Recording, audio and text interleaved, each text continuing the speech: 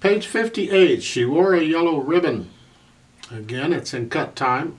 Now this is in C major, so we don't have any sharps or flats, and I'm not seeing any written in, so it looks like we're going to use only the white keys on this one.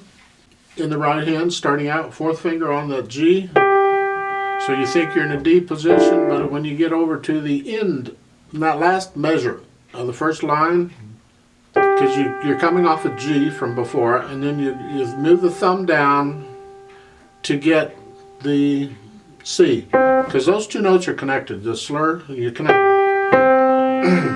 Once you do that, you move the rest of your hand down into C position to get ready for what's coming, sort of.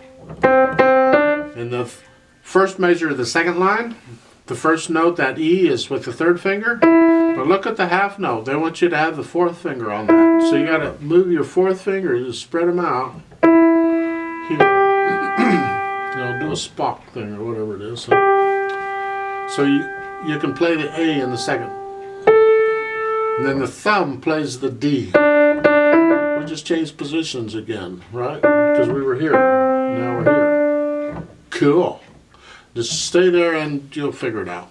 In the third line, second measure, the half note G is with the fourth finger, because that's where you've been. It'll just be fourth finger, take my word for it. And then the quarter note G, you got to put your little finger on it.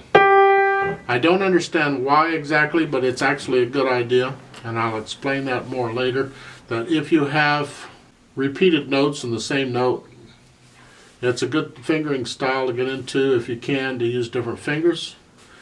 Now, if you look at the third measure of that line, you have 3 C's. We're using thumb on all 3 of them.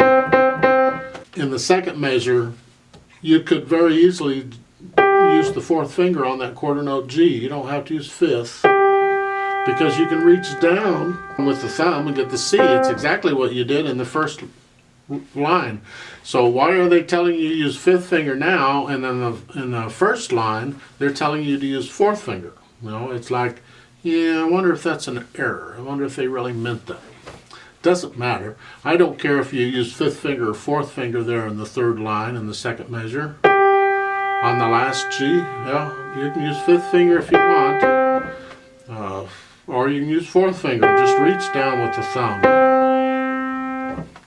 You can do it each way. First time do it one way, and the second time on the one, do it the other way. I don't care. Yeah. If a quarter note gets half a count, an eighth note's going to get 1/4 of a count, right? You have that dotted rhythm there. But if I'm counting 1, 2, 1, 2, the fourth line starts on 2. 1, 2, 1. Okay, just long, short, long is the easy way to do it. Otherwise, you have to count at 1 E and 1 E and that's how we count 16th note. That's how we count 4 splits to a beat. 1 E and 1 E and. So it's 1 E and 2 E and it comes on da. 2 E and 1 E and. So you get that a couple of times in that fourth line. Then the last note of the fourth line, because you're holding a G over from the previous measure, then the quarter note G is with the little finger. So you're moving your hand there, right? In the left hand, you basically got the chords, staccato chords. Fourth line down, you got that same dotted pattern rhythm. So just so you know, 1 E and 2 E and 1 E and 2 E and. You also have a dotted rhythm in the first line that you work that 1 E and 2 E and 1. 1 E and 2. It comes on the 1 E and 1 E and 2 E and 1 E and 2 E and. It works out. There's a few dotted rhythms in there. You'll get them. I got faith in you. You'll get them. Now again, I'd like you to understand all of the symbols you're seeing and everything you're seeing, and I think we've had pretty much everything already. The only new stuff that I'm seeing here is the double bar line at the end of line 3. There's 2 thin bars. We call that a double bar line. That is used to separate musical sections of a piece. We haven't talked about musical form or sections and none of that junk, but a lot of times music is done in sections. And when you're singing stuff, a lot of singing stuff, they have a verse, which is the first part, and then they have a chorus. And if you have multiple verses, each time you sing it, you're going to sing different words for the verse. But the chorus is pretty much always the same words. It's the chorus, right? And they've labeled there in the fourth line down, it's the chorus. That's nice of them. So those double bar lines is just splitting the two sections of the piece, so you got it. At the beginning of the fourth line, that measure only has one count in it, because we're in cut time, right? Yeah, well, the last measure of the third line only has one count. They split the measure is what they did, because it's between two sections.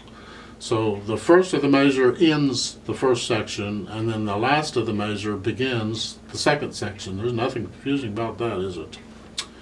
Then when you get to the last line, you have a first and second ending. And you already know how those work, I hope. It means we're going to play the chorus twice. Well, the first ending only has one beat. That measure only has one beat, because the other beat is the pickup beat too. So that's just the way it works. Just so you know why, if you happen to notice, why does this only have one beat in it? Just know that when you go from the third line to the fourth line, there's no rest there, so it just moves on. So you got 1 E and a 2 E and a 1 E and a 2 E and. At the end of the fourth line, that quarter note in the right hand is by itself. Make sure you are lift the left hand up. So that's a rest. You don't want anything. You want that G sounding by itself. Let's try this together. Now you go ahead and learn it. And then once you learn it, let's try it with me. Slowly. I still have the metronome at 50 because it's beating half notes. Starting out, right hand here, left hand here. Okay, give us 4 counts and then we'll begin. 1, 2, ready and go. And